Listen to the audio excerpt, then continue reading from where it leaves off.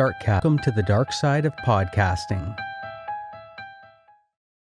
Welcome to Creepy Tapas, where we do the opposite of deep dives and bring you tiny tastes of terror connected by a common ingredient. True stories to haunt and chill you and the pop culture they inspired. Or at least the movies and books that remind us of them. Join us as we descend into darkness, beginning with the lighter side of our weekly topic, and wrapping with a full dark, no stars account of terror, madness, murder, and more. It's Creepy Tapas, y'all.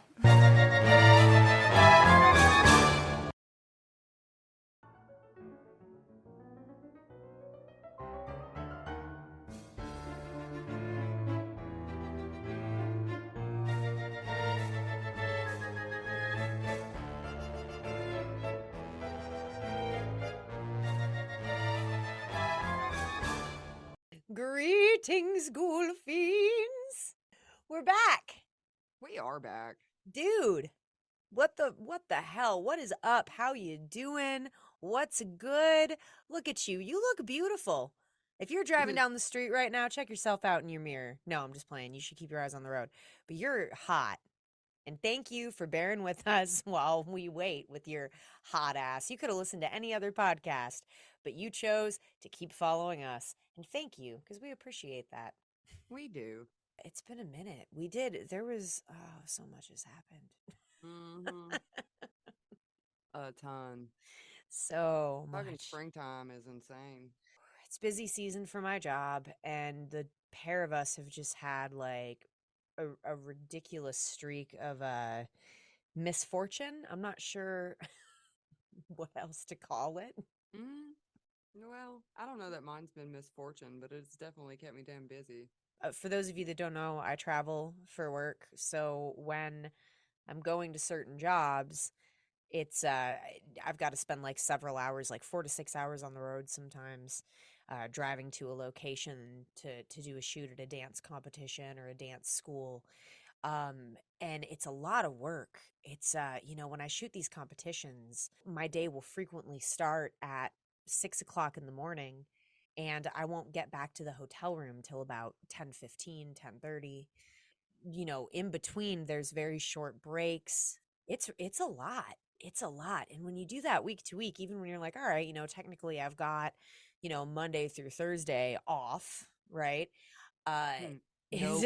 it? Not really. No. No, because you got people immediately harassing you for pictures. Well, yeah, there's that. And you've also just got like so many other shoots. I'll be like, I didn't earn enough at that competition job working for that other company. So like I've got to pick up like regular shoots at the studio throughout the week, but then like that other company needs you to like attend weekly meetings and, make sure that you ship things and, fucking book all of your travel. And it's just, it's like death by a thousand cuts. Really and truly. But I think the icing on the cake was today when I discovered when you earn a reasonable amount as a 1099 contractor, you have to pay taxes later on it. And I forgot to think about that. Whoop! So that was... Whoops. Oh, whoopsie. Oopsie poopsie. That Uncle Sam gonna come for you and take all your damn shit. Right he will. That son bitch is gonna get his. Motherfucking A right. Mm-hmm. Not from me though. It's been a crazy season. I kicked it off with my camera breaking, which really sucked because I just bought that thing like a year ago. So I was like, man, what the hell? But I did get a much cooler camera, so that ended up being all right, kind of.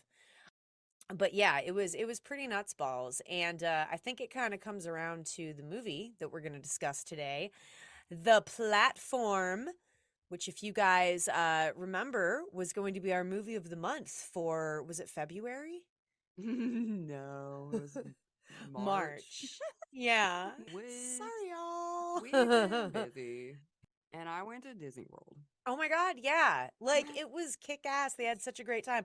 But Jordan had, and if you're a parent, if you're a parent that's been to Disney, or even if you're a parent that's just tried to have like a fun day out with your children. Oh, they fucking ruin it. They suck the fun out a lot of times. But he didn't ruin it this time. He was so good apparently, and I'm like, that needs to be celebrated. Bribe him. I had to bribe him, but he was so good. That's incredible. Like, we had the best time. I love it. He actually had a genuine, nobody cried at Disney. No, God. Nobody cried. Nobody argued.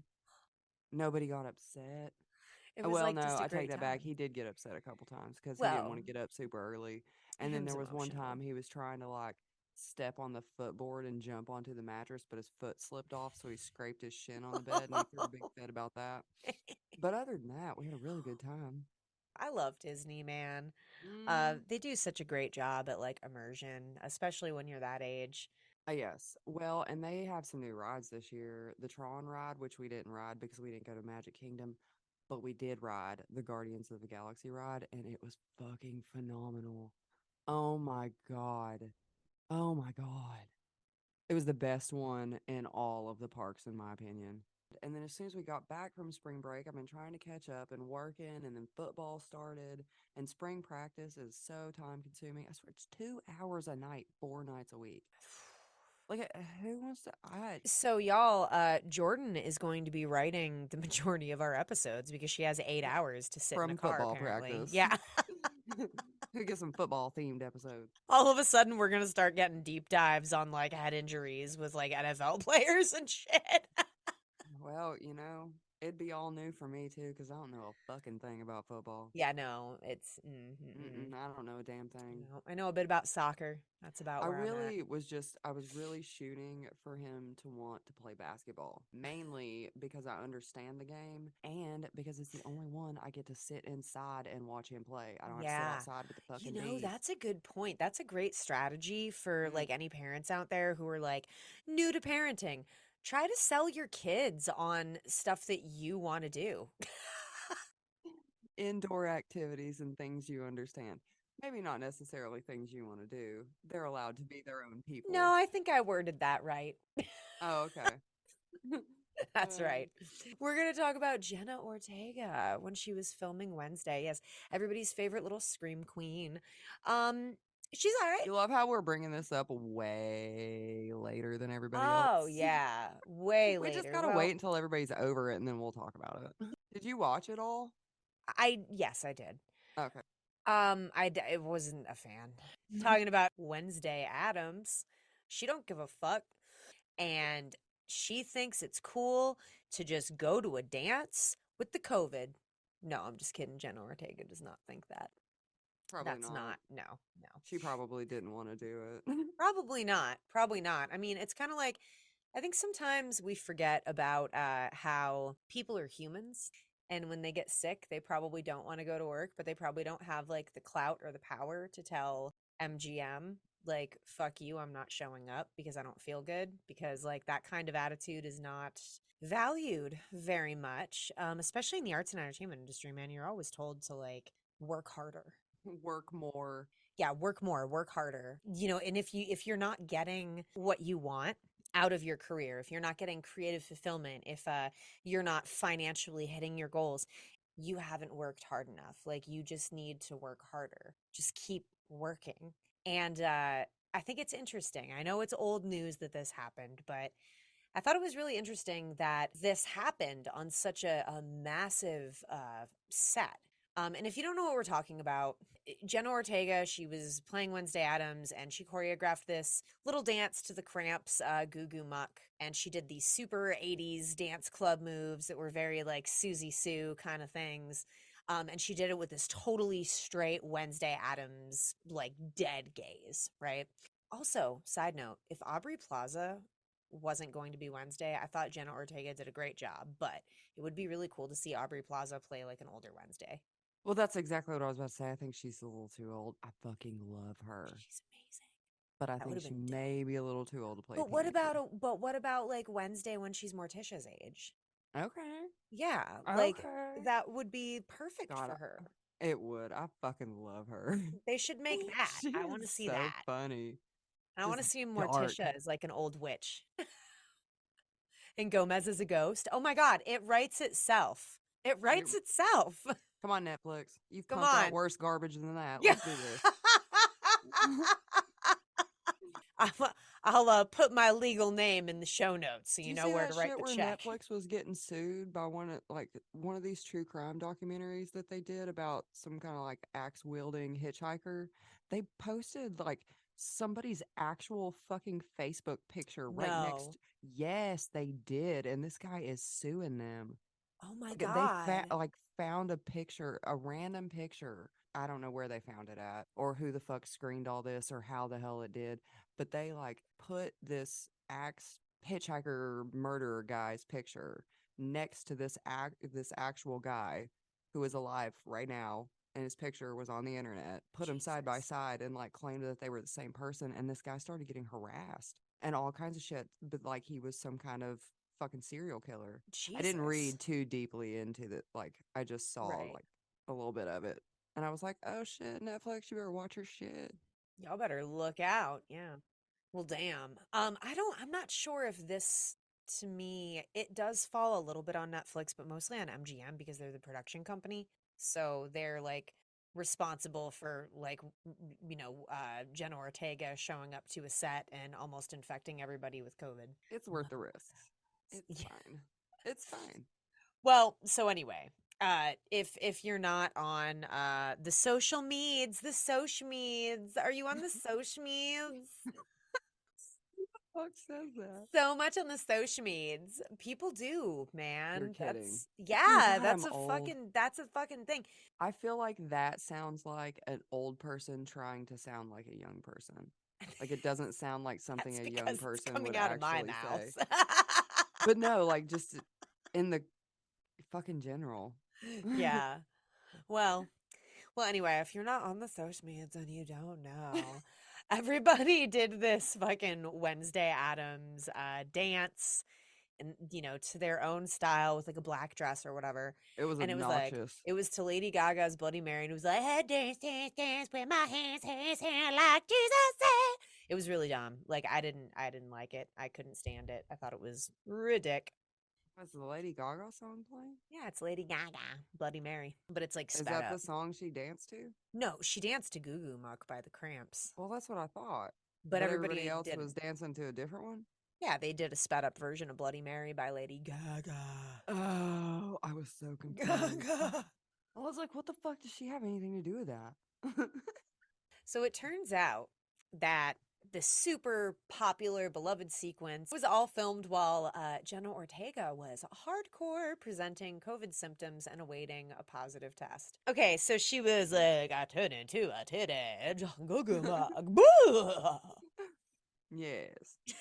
Fucking You, sick with COVID. Well, that's that hustle culture. uh-huh. Get with the grind, y'all. That's right. That's You ain't right. grinding, you behind. And if you're keeping the whole production like behind, then you're like, Fuck you, you're fired. well, are you going to get hired for any other things? Are they going to say that you were difficult to work with? Are they going to say that, like, seriously, like those are Yeah. those are for real Because somebody else concerns. would do it. Absolutely. Well, and I mean, like, they might use See? her for the rest of the Fucked show, up. but then if like somebody's talking to Tim Burton or MGM or Netflix or whatever executives, and they're like, how'd you like working with Jenna? Well, she was great, but she was a little bit of a diva. Like When she got sick, she stayed home. she bailed. Yeah. How dare her? She like isolated when she felt like she had COVID symptoms. Like, like she was told to. That's such a terrible mindset, though. Like, why? Why should you have to work to the point where you're physically and mentally exhausted, but on top of that, fucking sick? Yeah. It sucks. I experience it on a much lower level, but it's a degree of passion exploitation where you love what you do. You love that you get to do your art for a living. And so you feel like you've worked so hard to like get into this, like through this door. And if you're difficult or needy, or if you make like a demand, or if you insist on certain treatment or rights, like being able to take a sick day or being able to say like, hey, I need a bathroom break, or you know what I mean. Bitch, I'm hungry. Right, like these are basic things that you should be provided, but so frequently in the arts and entertainment industry, and for those of us that work in large events, you don't get that luxury and your passion gets exploited. And I think that Jenna Ortega, who at the time I think was 19 when they were actually filming this, what is a 19-year-old girl who's just coming into her own as like a big actress really gonna say, to anybody? Like, she's not gonna feel like she has the agency or the clout to be like, hey, I really don't think I want to do this today. I need a I minute. just can't. I'm sick. So the reason that people know about this is that she talked about an interview. So Jenna said, It's crazy because it was my first day with COVID and it was awful to film. Jenna explained, I woke up and it's weird. I never get sick. And when I do, it's not very bad. I had the body aches. I felt like I'd been hit by a car and that a little goblin had been let loose in my throat and was scratching the walls of my esophagus. yeah, it sounds like she should definitely come to the set. Yeah, that's what it sounds like. Definitely. Definitely come to the set of a massive club scene with a bunch of people. It's fine. It's It's fine. It'll be fine. fine. You're fine. It's It's fine. You'll be fine. Well, they were giving me medicine between takes because we were waiting on the positive result.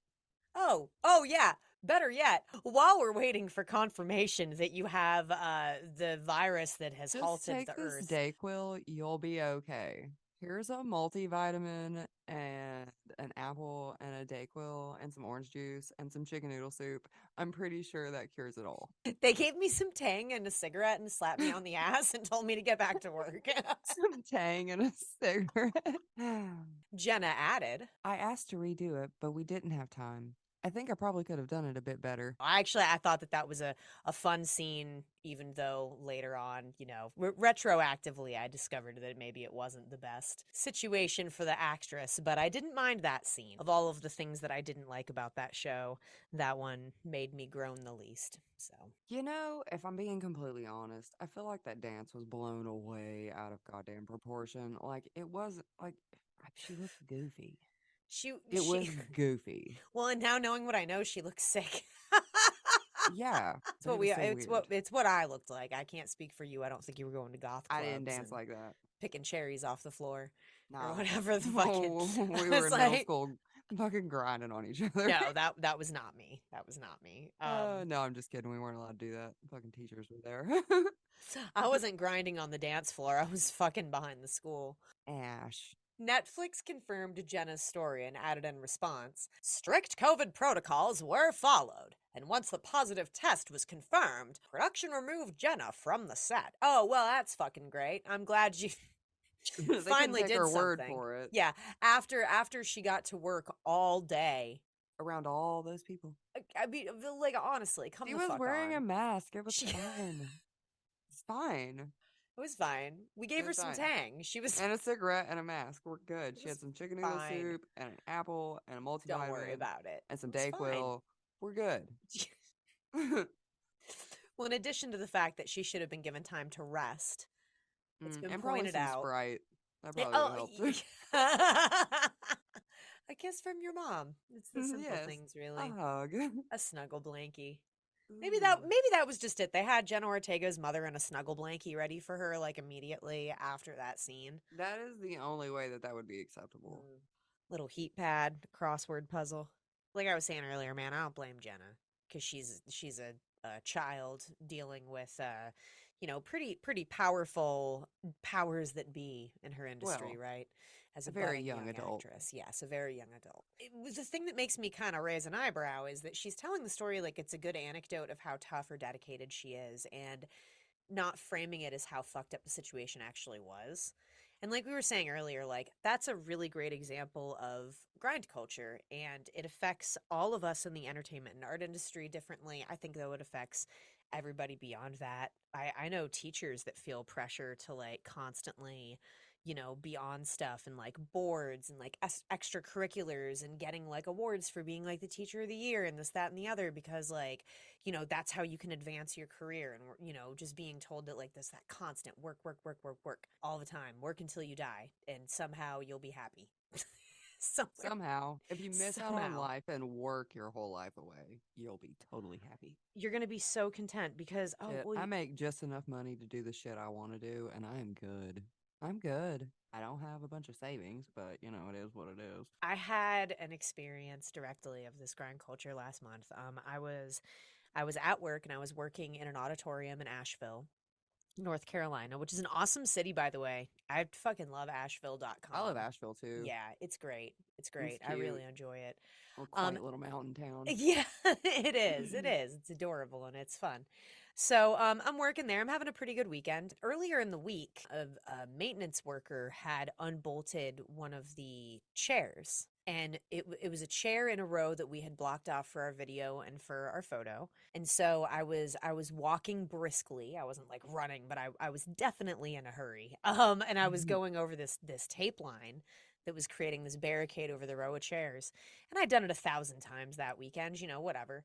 But this time I didn't land my foot on the floor. It landed like on something and I started to trip and I fell fucking hard.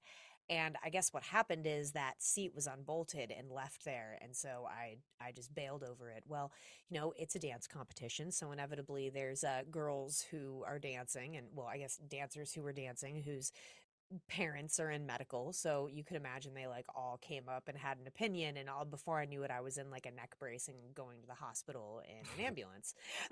So God, I would have told them to shut the fuck up. I don't have the money to pay for an ambulance, you son of a bitch. Jesus Christ. No, do not call them. You can drive me to the hospital. Shout out to the people who worked in the ambulance for Mission Hospital in Asheville, North Carolina.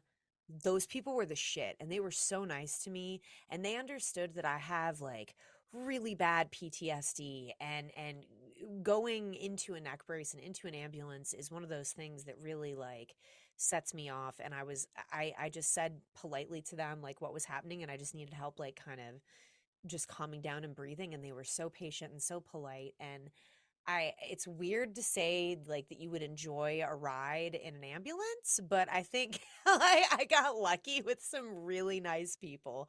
Wait till you So get the bill. yeah, I'm still waiting for that one because you know, guess what, folks? As an independent contractor, no one is liable for that. This again is like on one of those like, you know, 12-hour day streaks where you're doing these like marathon shoots. So anyway, this happened on a Saturday. So in my world, I was going to the ER and like my partner is such a fucking sweetheart. He drove 2.5 hours to Asheville just to check me out of the hospital, get me back to the hotel, get me, you know, my car and all that good stuff, right? Get me dinner. I mean, it was awesome. And he did all that and just turned back around and went back home. Like he's so dope. So while all that's happening, the competition halted when I fell. And I think they held for probably like half an hour while everything got figured out. And then they started up again. And everybody was really worried about me and so contrite. Everyone was just like, I'm so sorry this has happened. Like, you know, I think it was mostly because they thought I was, you know, maybe a person who enjoyed suing people for things and they were worried about it. I don't know. I fucking sue that theater. Oh my God. Well, you know, Fucking get 'em. We're Pay for that ambulance ride. jury's It's out. $7,000.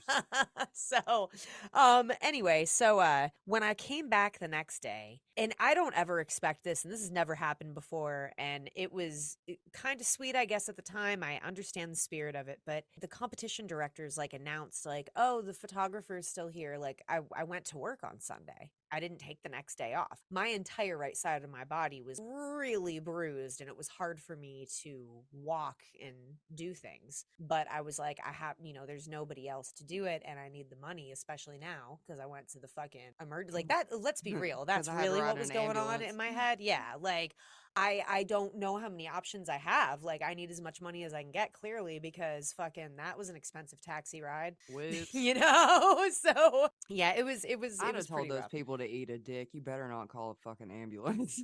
I'm fine. I'd have taken a fucking Tylenol and told them to eat a dick. And I got like government health care. It'd have been free. And I'd still be like, no, don't fucking do that. So, but anyway, she like called me out and applauded me for being at work the next day. And, you know, people at my job were like, oh, you're such a trooper. That's amazing. I got to thinking about it and I was like, if I was my boss, because my bosses knew what happened the night before, Take your ass back home and rest. I would have been like, all right, listen, we're going to pay you for your day rate. You're going to go home. And you know what? We're just going to figure it out. And the competition seemed understanding. Like everybody would have understood. And that's why I wanted to talk about Jenna Ortega, because I so recently felt that I don't feel well and I don't feel like I should, but I have to go to work. And since I did, everyone's like, yay, you came, because like their shit gets to go on. But I have news for you guys. They'll just find somebody else. Like it's not like no one's gonna build a statue with your name on it that says like, you know, Ash came to work, you know, barely being able to walk and Well, and as a society, we shouldn't have to feel obligated to go to work when we are injured or sick or just literally can't. yeah. But so many people do all the time because that's what's expected. Yeah. It's fucked up. And especially if you work in hospitality. Like shout out to the servers out there, man. We've done that. We've served, we bartended. Fucking it 15 sucks. years. Jesus Christ. It's the worst. And you know, people It's are not such always the worst. dickheads. Not always, but people can be such dickheads Oh to my people, God. especially if you work in fast food. Oh, yeah, most definitely. God, I worked in fast food and people just automatically talk to you like you're a fucking idiot. Doesn't matter what you've done or if you even did it, but you're a dumbass for being there. You stupid son of a bitch. You know, when like the parents tell their kids, like, this is why I want you to go to school so that you don't have Yeah. to work here. Do you see this lady right here? This is what happens if you do drugs. Like, I'm sorry, what? I was the manager. You, And they still did that shit to me. wow. And they talked to me like I was an idiot. I almost had a better experience working at a dive bar as a bartender than I did working at Dunkin' Donuts. Yeah, I definitely enjoyed the bar scene way more than fast food. So much more. Because people treat you like God. shit. And sometimes if they suck, they don't suck like so bad that like you can't bounce them. Like usually if somebody's crossing that line, you can be like, all right, get the fuck out. You Gotta know. go. Goodbye now. Yeah. I think you've had enough. I called you a taxi. Yeah. I had a situation where one of my first jobs, I was working in a pizzeria and these people were being disgusting. They asked me, they were like, "Oh, do you come with the pizza?" And I was 16 and I was like, "No." And you know, whatever, like they're drunk and they're trying to be cute with the downtown pizza girl, you know. And I'm like, "No." And they're like, "Can you come on the pizza?" And it made me cry. And I told my manager about it later and he told me to just like deal with it and like that's what you just have to deal with it. Okay. No, I don't. You're lucky to have a Bye. job. Don't and like I worked with this girlfriend. Oh my God. I worked with this girlfriend once and she was a junkie and she fucking passed out in front of the pizza ovens. And it was like one of those galley style kitchens. Had to step in front of her to like take orders and get shit out and put it. I was like, oh my God, you know, this chick is asleep on the floor. And I told him later, I was like, I don't want to work with her again. He goes, you don't give your fucking boss ultimatums. Like, I will fire you in a heartbeat. And I stayed at that job for like another year and a half, 2 Shut years. up. God, Yeah. It's just been a really like fucking crazy month. There's been a couple other things that have happened too. The long story short of it is there was a dude that I had to splash coffee in his face. One of my main cameras broke. And then my car got totaled randomly in a windstorm Yep. while I was working. Just sitting in a parking lot. Okay, well, that day was the day we were driving home from Disney. Or, well, I guess we had went up to Jacksonville, so we were driving home from Jacksonville. On April 1st. Yeah, because we decided to stay an extra day and go up to my sister's house. And so we drove home that Saturday, and it was fucking windstorm. I swear we went through like hurricane level rain in South Carolina, and it was windstorms the entire way. Like me and my little Prius was getting blown all over the place. It was terrifying. And there was construction and fucking accidents and bullshit going on all all over the interstates. Like, Mhm. we got taken on 2 different detours. We were on state roads.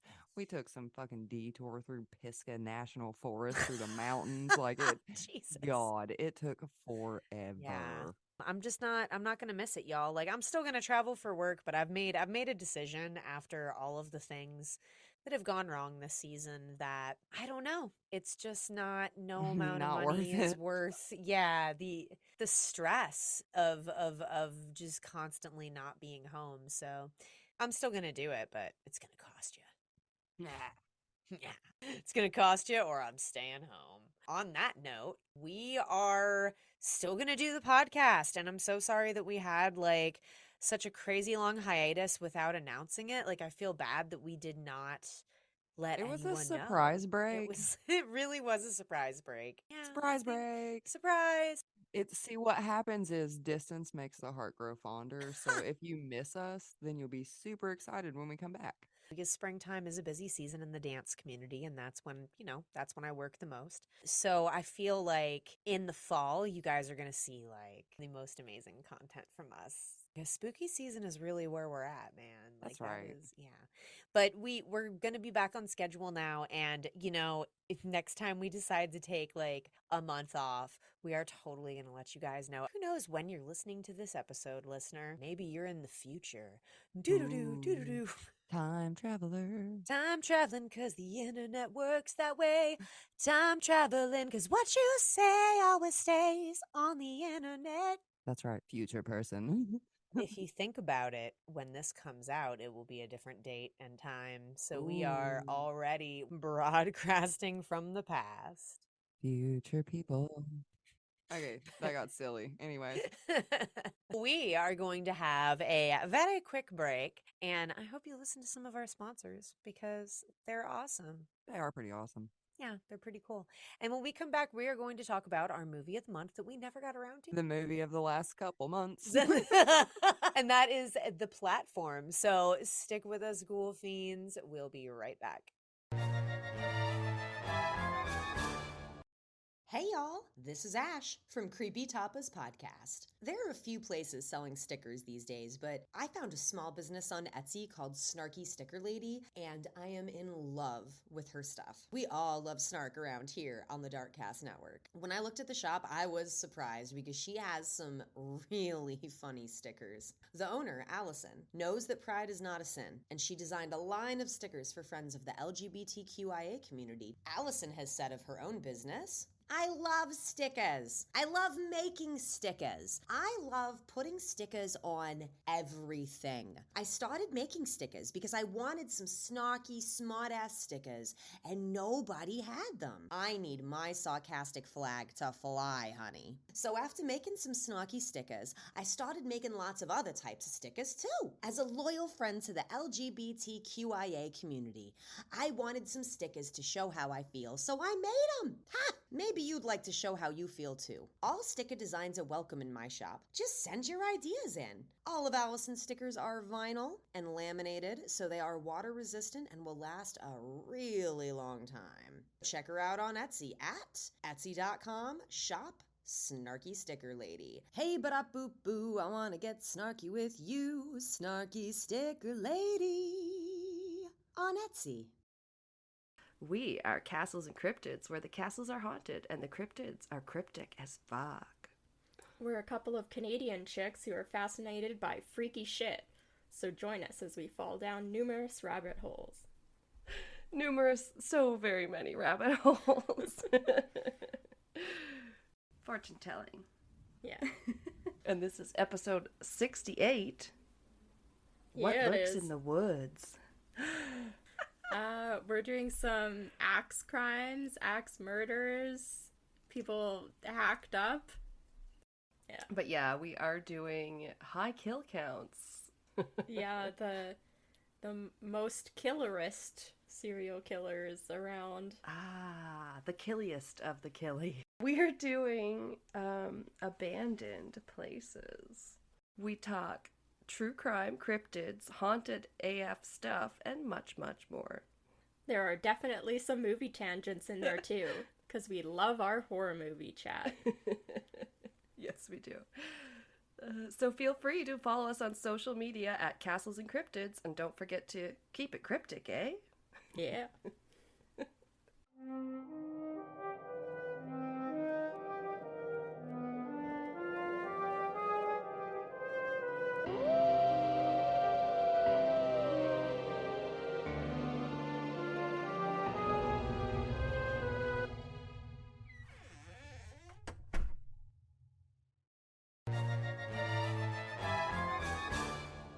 We are going to talk about the movie of the last couple months. Movie of the last few months. The movie of the last few months, everybody. Woo! The Platform. Have y'all watched it yet? Because you had Oh my plenty of God. friggin' You time. had, if this is really on you. If you hadn't watched it by now, you're not going to. It's pretty good though. I didn't hate it. Yeah, I mean, and it had like an approval rating of 79% on Rotten Tomatoes, which isn't terrible bad, like a Ain't too 7.1. Ain't Yeah. nothing to sneeze at. No, it's all right. You know, I mean, like I kind of use Rotten Tomatoes as like a barometer for if something is going to really be shit or not. I don't go on ratings for anything because I don't normally agree with them. Yeah, I use them to see how my opinion stacks up. I feel like this maybe deserved a higher rating. I think the platform is probably like more of an 8. I felt like it was really good. A lot of it was intellectual. I mean, I thought a lot of it was on the nose. I thought it was very ham-fisted. Well, I mean, there was gore and some grotesque shit going on. Sure, but I feel like it was one of those things where it was meant to be shocking and it was meant to make a point, but it did make the point with like a cinder block on your head. Like it wasn't subtle. It's not Right. It's artsy and it's a little think piece, but it's like it's not the kind of thing that you're gonna have to like fucking watch it multiple times to get the meaning. Like No, it's you're totally gonna get it. yeah, you're gonna get it right not away. complicated. There's But no. it is, you know. I think there's different interpretations of the ending. Oh, yeah. I don't know how I felt about the ending. I thought it was kind of weird. I We'll liked get the there. whole movie. Yeah. Well, it's a Spanish movie, and it's weird because the subtitles didn't match what the people were saying, but they were talking in English, so it was an English dub, but like then the subtitles didn't match. Because I had the subtitles on because I like to have them. Yeah, I like subtitles too. Because sometimes I don't hear what they say and I like to be able to read it too. Often. Because, dude, y'all, I'm telling you, you start to get old and you start to go deaf. Like, I didn't realize working events with like 90 decibels for over 8 hours even is definitely bad for you. And I did that for like a whole 3 seasons before I put like professional grade earplugs in. So all those years growing up of my parents, your headphones are turned up too loud. Finally They're caught right. up to me. They're right, y'all. Listen to your moms and dads, because tinnitus is a bitch. It's an inventive and captivating dystopian thriller. It really is. And most people tend to like it. You know, we really liked it. It was made in 2019. I think it's really interesting that it was made before the pandemic because it really feels like a post-pandemic commentary, but it's you know, it's one of those things that's probably applicable all the time. So basically the movie is set in this massive vertical tower, and they actually call it a vertical self-management center. Vertical Self-Management Center. Thank you, Janet. Its residents, who are switched every month between its many floors, are fed via a platform, which initially, filled with food at the top floor, gradually descends through the tower's levels, stopping for a fixed amount of time on each. The system inevitably leads to conflict, as the residents at the top get to eat much as they can, with every level getting only the leftovers from the previous. Did you like my... I loved it. Yes. my sleepy voice. Thank you, neutral Janet. I am done talking. Description over. So Goring, who's our main character, and I'm pretty sure I'm pronouncing these names right. I'm gonna do my best, but he's our main character, and we start with him. He like wakes up in this like crazy concrete cell, and it says 48 on the wall, and he's got this kind of like old pudgy short dude who's his roommate. Yeah.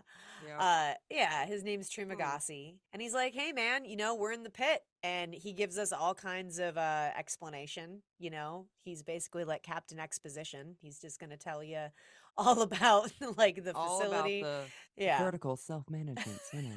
That's right. That's right. He's going to tell you all about it. So he's basically like, hey, man, this food is going to come down and we're going to eat it. And the guy's like, whatever. And then it happens. And this platform descends. And there's just like this fucking Torn through nasty table of scraps. Yeah, it's really gross. And Trimagasi like fucking goes ham on it.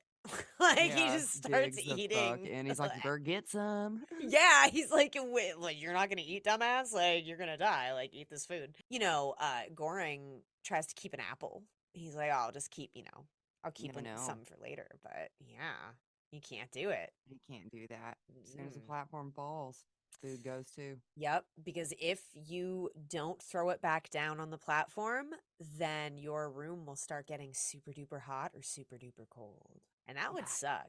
Now, I do have a question here that whatever, like I get it. This is in the future or, there's technology we don't understand, like the platform, like there's no chain. Like how is it, It's just like hovering. it just hovers like in between these floors.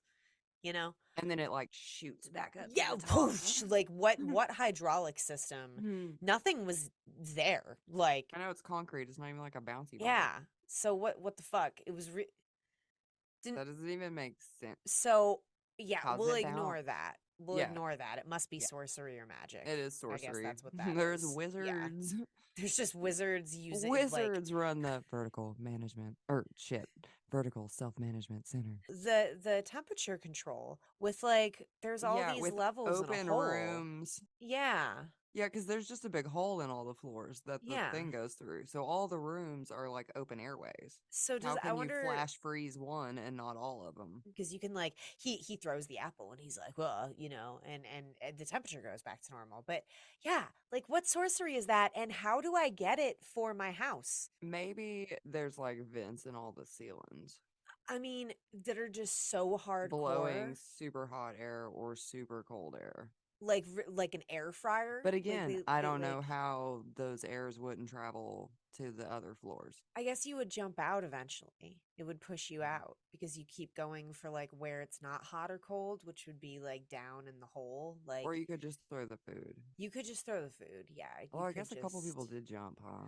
They did, but I don't think that's why There they was- jumped. I think they jumped because they were like, this Fuck is really terrible. This is I want to die, so I'm going to do that. I'm gonna jump.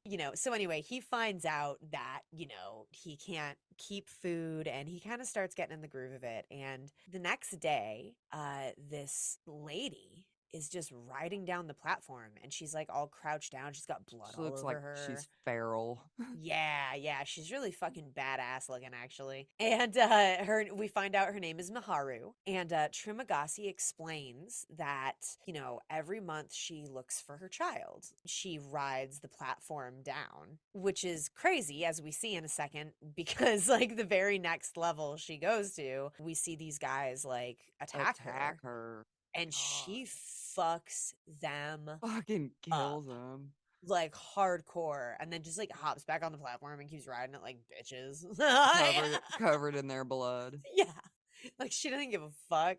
And like Mm-mm. she's not even eating any of the food. Like she's like just Well, that's the thing we didn't mention at the beginning. So everybody that's there gets to bring one thing with them. yes. And that's why these right. people had weapons, because a lot of people chose to bring weapons. But Goring brought a book. Yeah. And that old guy was like commenting about his book. There was a guy who brought a violin too and Yeah, that is yeah. true. Yeah. Because there's different reasons that the people sign up. Well, a lot of people are volunteers. Yeah. Yeah. Some of them are like in place of going to jail. Some of them are criminals and they elected to go there instead of jail. Trimagasi is serving a year-long sentence for manslaughter. So I feel that's like some of those dudes you know, that you encounter throughout the movie, like they were definite, like yeah, criminals or they were just like crazy from survival mode. I mean, that's yeah, the thing that's is true. and that's one of the things that I liked about the movie is that like everybody is randomly switched once a month which we'll get into more in a Why second. that But matters. yeah. So he's starting at number 48. What you have to imagine is that there's 48 levels of two people eating off of, The same table yeah. before you. And there's many levels beneath him. Yes. When people in the lower levels only get what those above leave, that creates a problem. And you can kind of see like the allegory for trickle down economics here. Like you can kind of see that a little bit. And Is it too early to talk about the fact that they put enough food, like they ran all these different like body weights and stuff? Because I thought that was really neat. But we'll get into that in a minute. Goring finds out from Trumagasi that everybody once a month is reassigned to a new level. So they pump this like knockout gas through the entire system.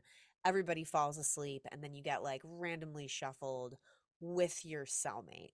So you and the person you're with. And if the person you're with is dead or whatever, then you get a random person. But the point is that once a month, you get reshuffled to a different level. So that's where things get really crazy. So during this whole opening sequence, by the way, I just want to mention like they were friends and having like naked man aerobics and like masturbating together and Yeah, shit. it was weird. It was such a weird, weird. it was such a weird sequence, but like at the same time, it made total sense because they're just like living. They're just living. Trimagasi during this naked masturbation aerobics sort of retreat that these Guy two were bonding. having together. Yeah. Trimagasi tells Goring that when he was assigned to level 132, he and his former cellmate ate a resident who had fallen down the shaft. So, which is really gross to think about because when people jump, then they like end up on the platform where people are like eating the food, and then there's just like a dead body on the platform. So like I guess people would start and eating it. you can't cook it. Like you are No, eating like you just raw have to eat fucking it. person. You got to eat it, like just like Ugh. whenever, like now. I don't know that I Yeah. could do that. Gross. So Goring reveals to Trimagasi that he volunteered to spend 6 months in the facility in exchange for a diploma, and Trimagasi is serving a year-long sentence for manslaughter. So there's all kinds of people in here for like different reasons, all over the place. Like some of them are there because they're going to get like money or, status. There's all kinds of different things that are promised to them. It's like a really weird society that they're living in. So after the first month, they're friends, they're bonding, but every 30 days, there's this sleep like knockout gas that gets pumped through the entire system and everybody falls asleep. So whoever you're with, like you guys go together, or if like your cellmate has like died, then you get assigned a random person. But the main thing is that you go to a different level every 30 days. So Trimagasi and Goring wake up on level 171, which is really bad. Yep. That would suck. So Trimagasi fully expects that the platform's not going to have anything on it. Like, it's. Yeah, they're about to go a month without eating. Yeah. So he go. wakes up before Goring does, and he ties him to the bed. So Goring wakes up and he's like, what the hell? And he's like, hey man, don't worry. I'm gonna like cut your flesh off and feed it to the both of us. And like, I'll start with things that you don't need. Like, don't worry. It's not gonna be a big deal. Like, you'll live, maybe, probably, maybe. Like, it was really uncomfortable. Maybe. Oh, it's a really fucked up scene. Mhm. It was stressful for sure, for Yeah, sure. it was. It was gross. It kind of reminded me of like the whole notion of like sacrificing a little bit of yourself for the good of others. Mm-hmm. Like in a really fucked up way, Yeah. Yeah. Uh Ugh. it was really bad.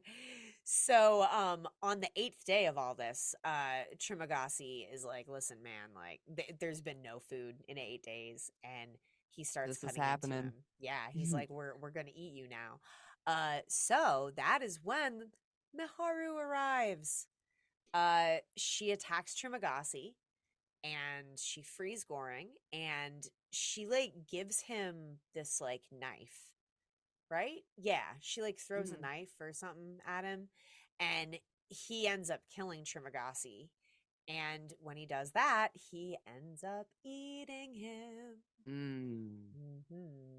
Raw. Yeah. Eating some raw ass people. Just gnawing on a friggin' arm. I don't know about it, man. Actually, those scenes where they're like fucking eating intestines and shit, and oh my god. You should watch Oh god. Fresh. It's really good. It's really good, I promise. Okay. I promise. You'll love it. You'll I don't love know it. about it. Yes, you will love it. I know about it. You'll love it. Just do it. It's hard for me to watch somebody eat somebody. Well, it's not, you don't really see that. Oh, because you do in this one. Yeah, you do in this Straight one. up watch Yes, them eat you do. people. Like just eating hard his to watch. organs out of his Ugh. chest. Yeah, it's Like a pretty pull- hardcore. Yep. Yes. And you just keep saying it's a movie. These are all This isn't real. special It's effects. fine. None of this is real. This is fun. Sometimes I'm like, that's not what that would look like. No. Fat be is so much yellow. There's not enough nastier. yellow in there. It's too red.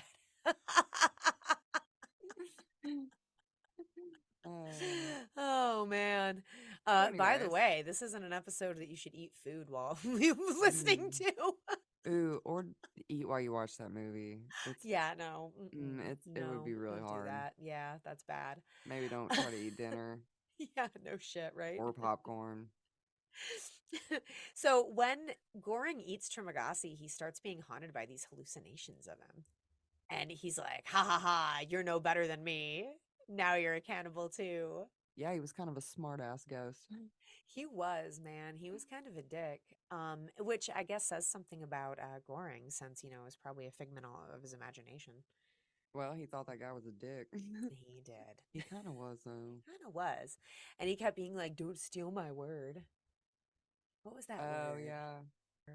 Obviously. It was so upsetting being the big dog lover that I am when this next roommate, now that he's eaten Trimagasi, he's going to end up with a new roommate. Somebody else. Yeah, it's not going to be Maharu. She's too busy, like, fucking traveling on the platform all the time. She is. Does she have... I mean, I guess she has a permanent cell, but she just hops on that platform every month. I guess she just don't give a fuck. She just jumps on the platform all the time. And then I'm always wondering, like, does she ride it to the bottom? Like, where did...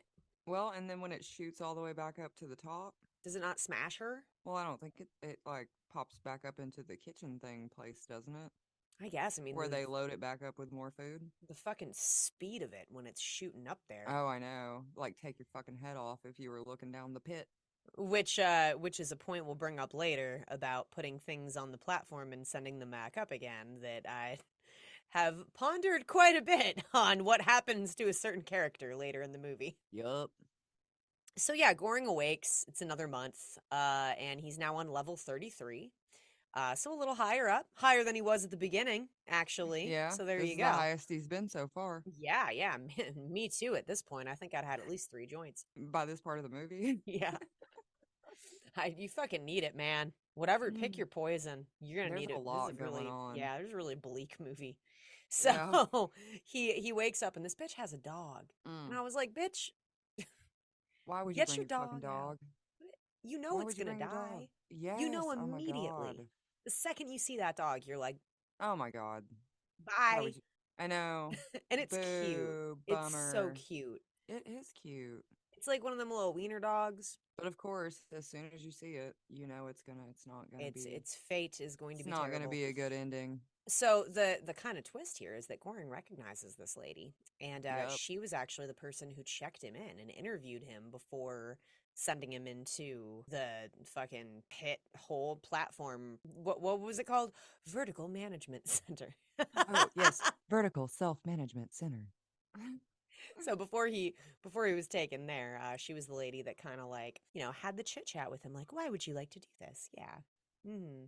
So he actually knows her, and she's telling him, like, look, I don't know about the inhumane conditions, but we give you guys all enough food on this platform. Like, that's why we have your favorite food on there. That's why we ask. Like, there's a dish for everybody. Everybody has enough if everybody just takes what they need, which you don't have to have a fucking minor in political science to see that she's like basically telling you about communism, right? That's some hopeful optimism. Just take what you need. Right? If we all take what we need, then everyone will have, instead of like, One person having it all and 10 people suffering with nothing. yeah, and exactly. And the late stage capitalism that we're suffering in now, where like it demands constant growth, so you Yeah. have to keep consuming, or else like people will lose their jobs and get in trouble because the money didn't grow. Like,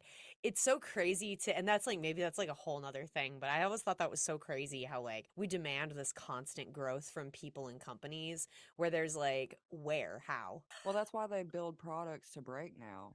Yeah. They build them to Yeah. break, so you have to buy another one to replace it, because if you bought one that lasted forever, why would you need another one? Man, It's capitalism. fucked up. Yeah.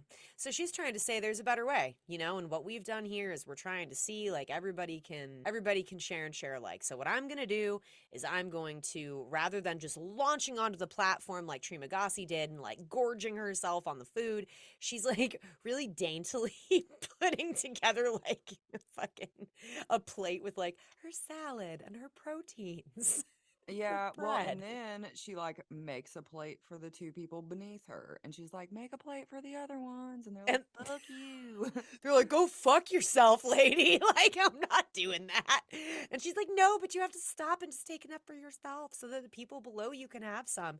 And it's such a commentary on society, because you know how it is, man. When you're poor and you're suffering, you're like, why? Why is it my responsibility to make sure the people beneath me are getting some? Like, the people above me aren't making sure that I get any. And so, like, you get into this sort of fallacy. Everybody deserves being treated badly, or everybody deserves like having a lack of something, as long as I can get, Selfishness. yeah, oh, 100%. Share and share alike doesn't really work because everybody has to be on board for that to work. I really liked how, you can take this movie and you can go really deep with it. Like, if you just sit down and think about it for like 6 weeks like we have, you can you can really like, like how she can't really reach the lowest levels from where she is. Like, she can do her best from where she is, but she'll never be able to reach those lowest levels that really need that message, or the highest levels that need to hear that message the most, right? Yeah. I love the futility of every character's plight in this movie, because nobody but the people at the very, very, very top are impervious to the suffering. Yep. And even they have a different thing going on. you know, because they're assholes. Yeah. As we see later.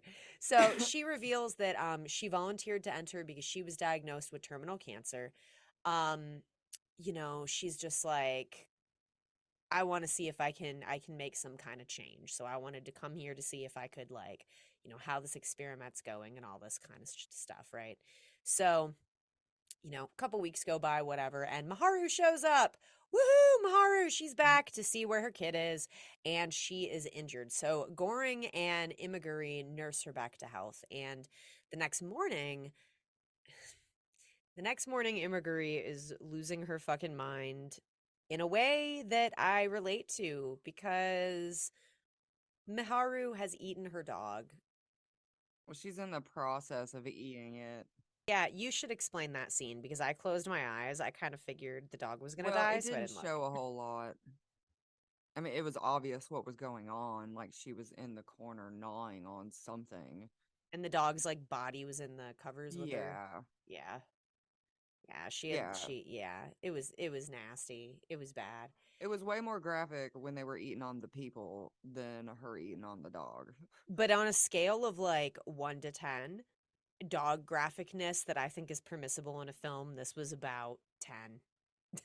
It Oh, was it's not like the bitch. They should never have had a lady bring a dog in there. no, they shouldn't have. But it's like, you know how in John Wick you don't see the dog die, but you know the dog dies? I consider that like a 2. This is a 10 because you see dog entrails and dog body, and that can Yeah. be a lot. Like you don't want to see that. You don't want to say like that, you No. know. So, nah. But so yeah, there's a little warning for you guys. Hopefully at this point you've seen this fucking movie because we are spoiling the shit out of it. Well, So Goring is like, oh my gosh, like what the hell? And Maharu she just fucks off. Like she leaves again. Like she's nursed back to health. She had her dinner. She like she's like, give me that wiener dog. And now she's back on the platform riding it down. I find this part interesting because Imaguri is obviously very upset. Like you would be. But I think that makes her fall into a unreliable narrator because we don't know if what she tells Goring is actually true or not. She's like, there is no child here. Maharu registered here alone. There's only 200 levels, and that bitch came here alone. And what does she say that she brought like a? I don't remember actually. Yeah, she's like she came alone. We don't even allow children here. She's like, that's Yeah. impossible. She's a liar. She's a murderer. She's a monster.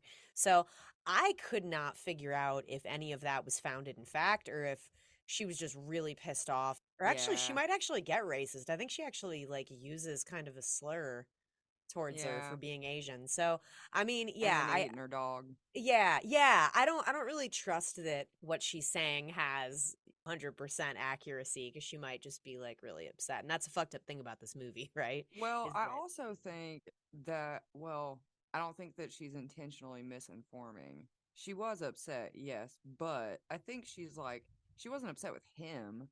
So I think she was honestly trying to answer his questions, and she was under the impression that what she was saying was true, which is why what happens next happens next. Yeah. So the gas comes shortly after this because the month is up. So it's time to go to a new level. And Goring wakes up on level 202, Yup. which. Is below 200. Yeah, and if 171 had nothing on the tray, imagine what 202 is like. I mean, Most definitely nothing. he's like, oh my God, we're gonna die. Like it sucks. And he looks over and finds that Imagery has hung herself. Goring, of course, does what you would do on level 202, and he Eater. eats that bitch. Eat her. And you know what happens after he eats her? He hallucinates her too. He has 2 Jedi ghosts now.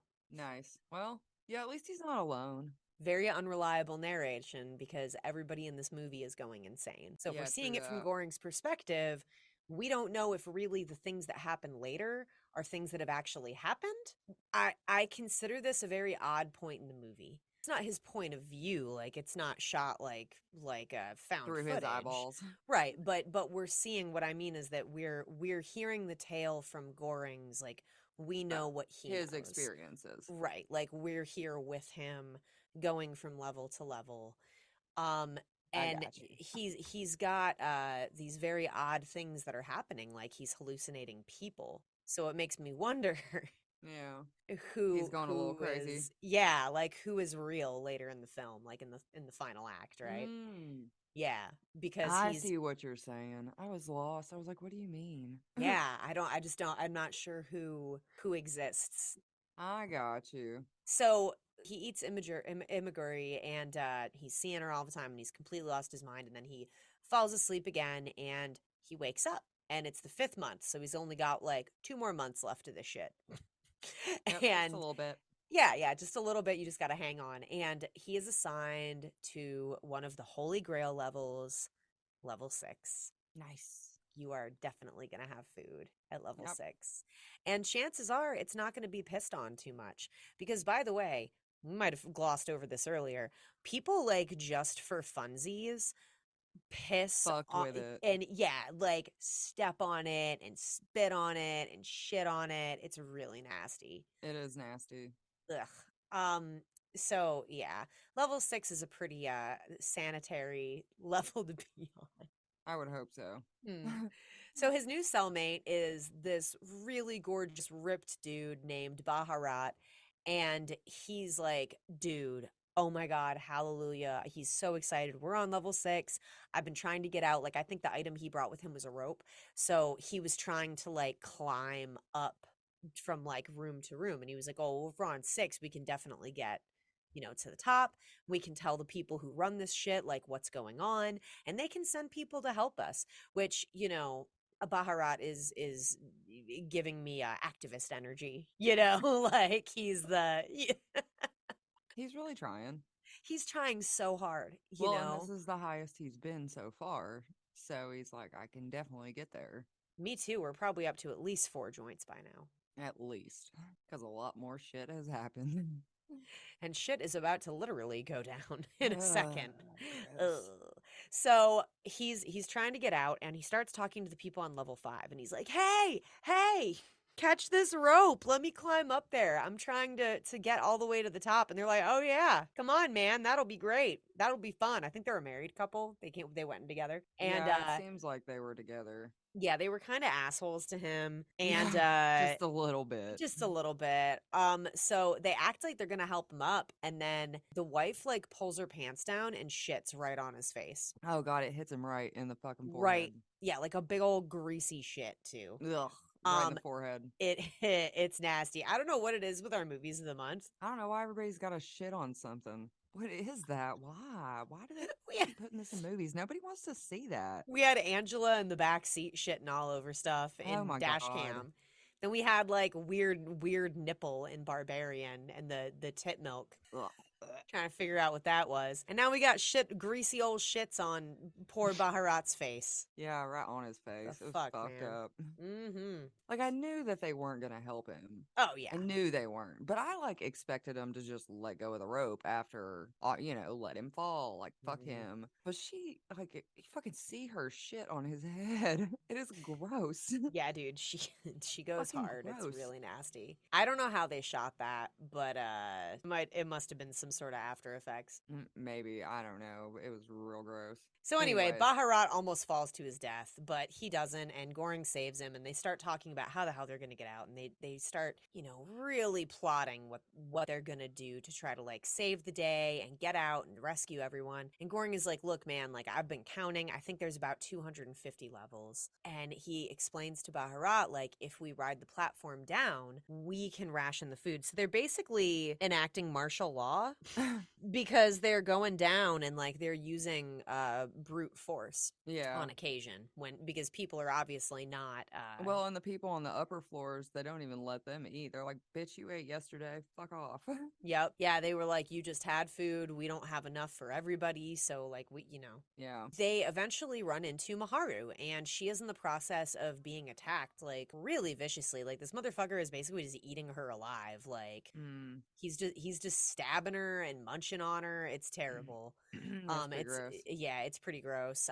But Goring, I think, because we forgot to mention, he's like totally smashed Maharu earlier after they ate Trimagasi. So they've bonded. They did bond. When you smash covered in your old prison roommate's blood with bellies full of his entrails, it's a special kind of bonding. Like, it's forever. Gross. So Goring is like, oh my God, I have to save her. So he gets down there, and they both get super duper hurt in this fight, which is really stupid because, like, for what? Like, this bitch is already gonna be dead. Like, I thought that was really dumb. And bitch, she's kind of psycho. Yeah.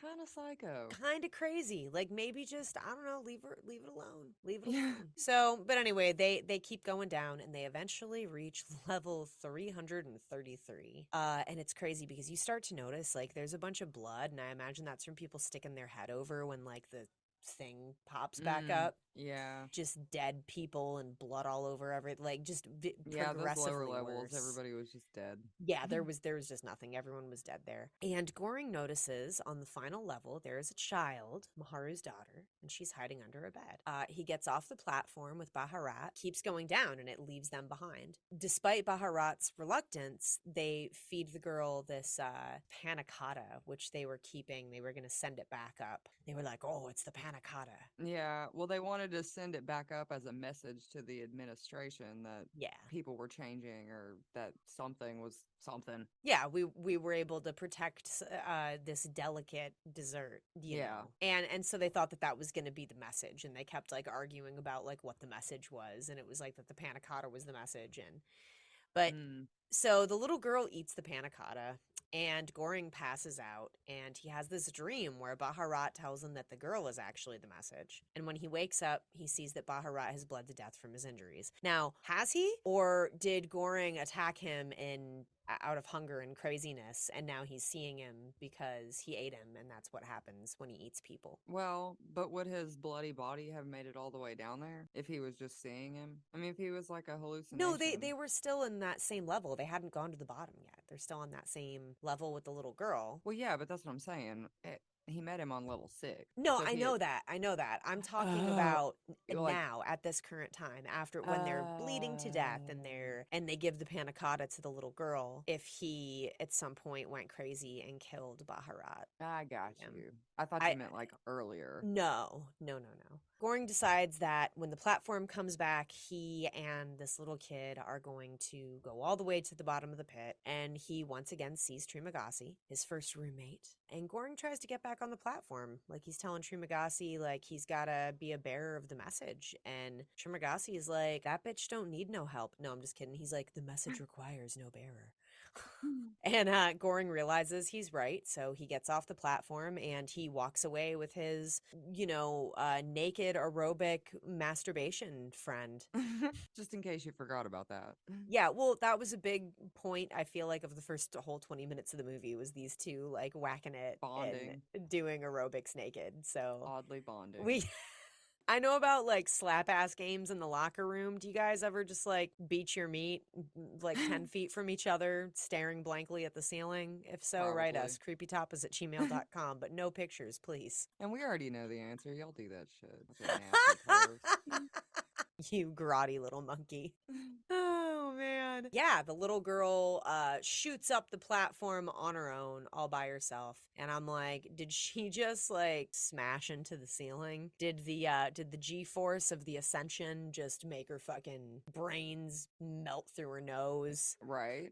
Maybe she would have got squished just from the air pressure. I'm saying, that was a lot. It was a lot. Thing was going fast. Fast enough to take somebody's head off. Yeah. We're assuming. Pretty wild, dude. Now, the director says the film's key message is that humanity will have to move towards the fair distribution of wealth, with the exploration of the importance of individual initiative in driving political change. He has the obvious critiques of capitalism and socialism in there as well. It's based on a theatrical script, which I think is pretty cool because I could totally see this being a play. Yeah. Be really easy to do. Yeah. Also, we touched on how that platform's moving. I still really want to know how the fuck, Right.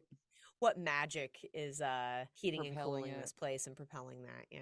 We will never know. They did have to make some edits to make it more suitable for film, but I'm definitely interested in reading the play. That sounds cool. This one thing that I thought was interesting, the whole reason for that he made the movie was for people to debate about political messages. Like he wanted people to have discussions about the movie and disagree with each other, and which I think is really cool. It's one of the things I really respect about this film. I think it's a little wild. The main character had to lose 26 pounds over 6 weeks because he had to show physical deterioration from scene to scene. Oh, yeah. Yeah, Mhm. going months without eating. Gosh, that's crazy for an actor, isn't it? Yeah, that's really hard on their bodies. Yeah, dude. I know sometimes people would be like, oh, those actors don't deserve to make the money they do. But in situations like that, I'm like, he was probably grossly underpaid for that. You know? Probably. Like, I wouldn't this want was- to torture myself for free. yeah. I'm sure there's some supermodels, though, that reached out to Ivan later on and were like, hello, sir, I would like to know how to lose 26 pounds in 6 weeks. How do you do that? Was it a tapeworm? What'd you do? Did you just drink salt water and shit all over the place? Did you give yourself a bacteria? Never know. You never know, man. Parasite. You never know. Get you into a parasite, Mhm. give you some love. It'll crawl all over you. It'll make you poop. You'll get nice and skinny. Gross. It's lovely. What did you think overall? Would you watch this movie again? No. I think I got a pretty good glimpse of it the first go around. There was Mm. a lot of really gross stuff. A lot of really gross stuff. And I got the message. It was good, but I don't feel like I need to watch it again. Yeah, I didn't If that watch it makes sense. twice before we recorded. I felt like I remembered enough. Yeah, same. It didn't have visually there wasn't much there, which is fair. I mean, you can't do much with Yeah, it, I mean, they're just in concrete rooms. right. So I think that the whole thing about this movie is the story and the conversation that evolves around it, and less about like the way the film was made or the way the cinematography was done or the way the shots were constructed. And that's okay. Not every movie has to be a masterpiece. This is live. I have to interrupt everything that we're doing because I just got an email from the company that I subcontract for. And it says that a couple clients this week complained about what people were wearing and that we're not allowed to lay down or look like schlubs. Okay. It's a fucking 14-hour day. Like Right. I get wearing show blacks, but like if your show blacks are black sweatpants and your company shirt, I think for a 14-hour, sometimes 16-hour day, you can eat a cock. You can either split the day between two people and I'll wear whatever fancy non-schlubbery you want. But if you're asking me to sit down and take pictures for 14 hours, and I'm gonna have to lay my head down sometimes. Right. Who the fuck else is asked to that? And that's exactly what I'm talking about. It just like this constant need to be like perfect in this environment that, and he actually says in the email, like there's always a mom watching in the shadows that's going to say something shitty on her Facebook group. Why should that matter to me professionally? Right. Is the work good? And there's a lot of people that just complain to be complaining. We don't need to cater to that. I mean, I feel like sometimes the consumer has turned into a terrorist, where Yeah. they're allowed to make these like crazy demands. Your event staff needs to look professional and never ever ever relax even for like a millisecond during a 16-hour shooting spree. I'm sorry. That's just a lot. Mhm. That's a lot. I'm one of those people. I have schlubby Snuggie hoodies that I wear because I do. Because Uh, it's probably cold in those It's theaters fucking too. freezing, and the company hoodie that we have isn't shit. That Snuggie hoodie is the only thing that I have that if I start having my hands and my ears get like numb if it gets too cold, I can like kind of stop that from happening because I can like roll myself up in this like big old hoodie. And I guess it doesn't look like the classiest thing in the world, but I'm kind of considering like just put the camera on wide and let it auto shoot, and like I'll wear an evening gown, like a black evening gown, and just like Is this no, I'm better? just kidding. Yeah, what do you think of this?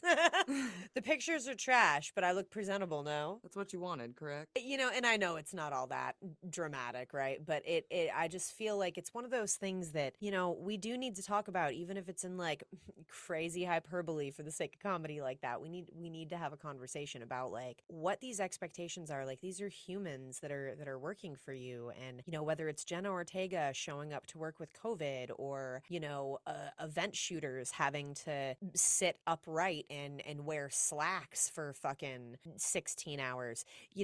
It's unrealistic. And I think that all of us just need to like take a deep breath and like realize that the bottom line financially is not the most important thing, and just chill the fuck out, man. Right? Let yourself relax. I hear that email. I saw that email. I'm not gonna do anything. Like I will dress how I dress. I'm still gonna wear my big old Snuggie hoodie this weekend. Hate it for them. Fire me. You know what I mean? Like for my hoodie. Go ahead. Right? That was like when I was sneaking that burrito in with my bra. That is a thing, y'all. I set off a metal detector and I was like, I have a metal plate. Leave me alone. And they were like, you didn't have one earlier. I was like, nah. And I just like ran away with burrito titties. Bunch of people in the crowd of that event saw me reach into my shirt and just like procure Chipotle. A burrito. Yeah, I was like, whoop. Oh, that's funny. So yeah, we just need to be better to each other, better to employees, better to members of the service industry. Even if it's something little, like when you go to a restaurant and your order's wrong, like not being a shithead to the server about it. Just be cool. Well, it's not the server's fault. Yeah, it's definitely never the server. In case you've never worked in a kitchen, it's That never the bitch fucking didn't make you server's fault. food. Yeah. The platform made me think deeply about a lot of these things, though, in our lives, about how, like, it's not really up to us where, like, what level we wake up on. You Right. know, some people are born into extraneous wealth and privilege, and others are born into okayness, and others are born into extreme poverty, and you have no Everything in control over what between. level. Yeah, absolutely. So I thought it was an interesting commentary. Obviously, too, like, there's 666 people because there's 333 levels and 2 in every room. So, you know, there you go. Well, no, except for the bottom room, because the little girl was by herself. Yeah, but Maharu was supposed to be in there with her. She was just riding on the platform all the time. Because they got separated somehow. Because she started riding the platform. They probably started at a different level, then got separated somehow. Because why else would she have got on the platform looking for her daughter if she was with her? I'm also a fan of thinking that maybe the little girl didn't exist at all. Right. Because, like I said, Goring was pretty fucking crazy by this point, Yeah. and he'd been seeing people for like the last 40 minutes of the movie. So, like, maybe like he's pretty He'd been wild at eating this people point. and seeing people and attacking people and Who knows if that little girl was really there. It was really fun. It made me think a lot about like privilege, and it made me think a lot about really dark thoughts. I'll be honest with you Right. guys. Don't watch this if you're in a bad place. people treat other people like shit because Yeah. of pure fucking selfishness. I think that that's an accepted fact that most adults realize at a certain point, but if you're in a bad way, don't watch this movie because it's not going to help you think like positively about humans. No, it's not. It's going to like drive you into depression.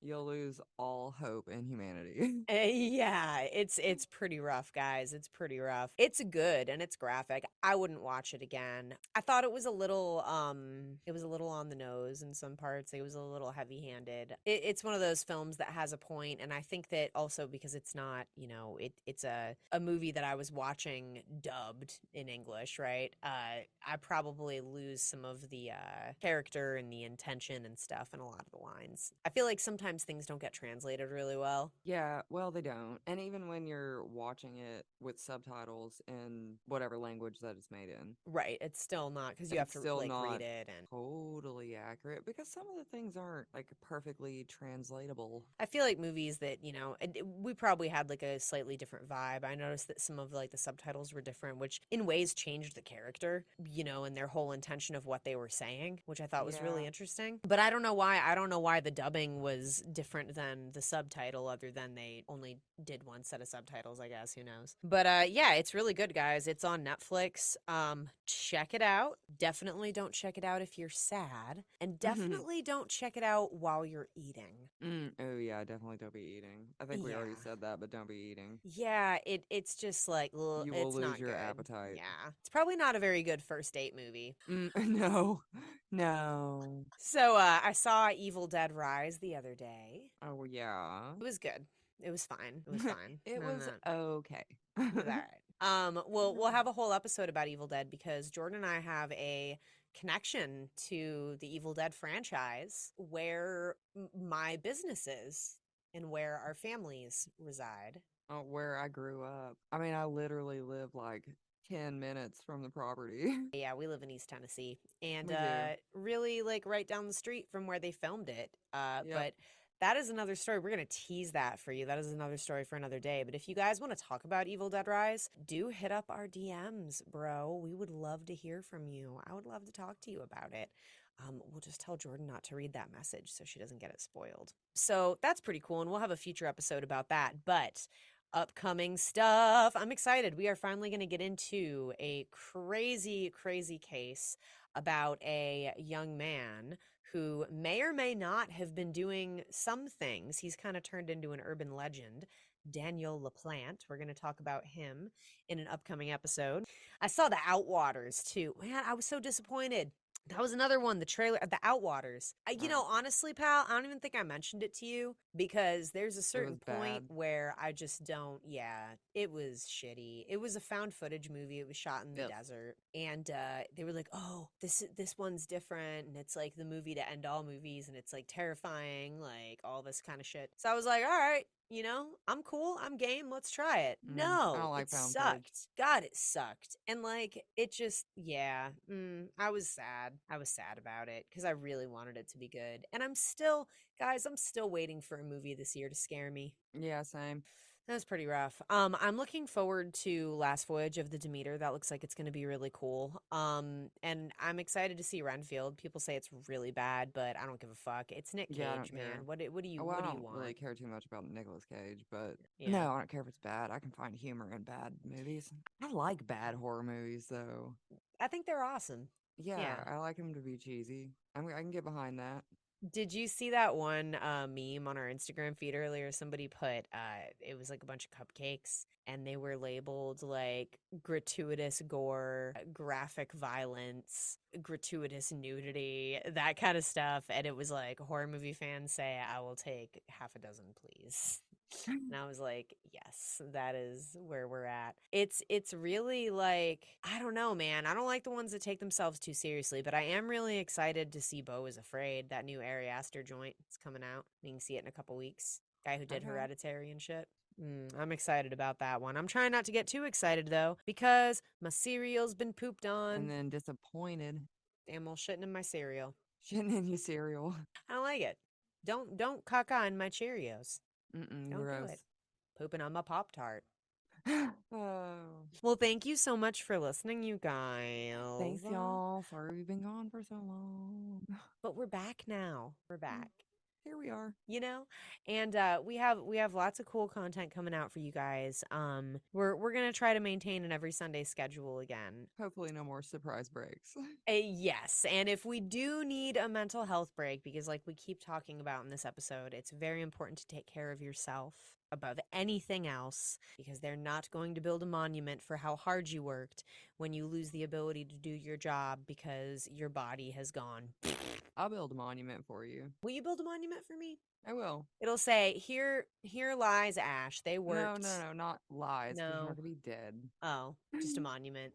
A statue. This is Ash's work ethic, and it's just like a supernova star. Yeah, award of excellence. It's an award of A excellence. way to be a wonderful person. Look at you doing your best. Here I am doing my best. It's the bare minimum trophy. Well, But you know what I mean? Like if you guys kill yourselves doing your work, they're just gonna hire somebody else. And that's regardless of how important you think your job is. That is always going to be the case. They will just find somebody else. So don't sweat it, y'all. Take a break when you need a break. Don't apologize. Oh, really quick while we're on the subject, I noticed on my iFitness app that instead of saying calories burned, it says calories earned. And I was like, fuck you. Earned. What? I'm sorry, what? Like Yeah. You earned the right to eat that many? Is that what that Like, pay attention to no. that crazy stuff? I was like, isn't that ridiculous? But you think about, I know better, you know better when you see that kind of language. But it's that Yeah. whole thing of like having to work. We're even trying to inspire people to use like prosperity language in their calorie intake. That's just eat a goddamn earned cookie, this. y'all. Eat a fucking sandwich. Like, please, eat some food, take a nap, do an adult coloring book, you psycho. And, just chill. Figure it out. Yeah, it'll be all right. Thanks for coming to my TED Talk. Right? Thanks for coming, y'all. You can follow us on Instagram at Creepy Tapas. We are on TikTok. TikTok? TikTok. We are on TikTok.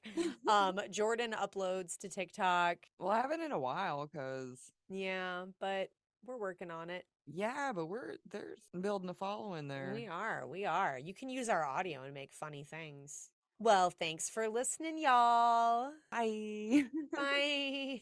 If you want to keep up on things, you can hit us up on all social media. All of them. At? Creepy Tapas. That's right. We're just Creepy Tapas. All over the damn place.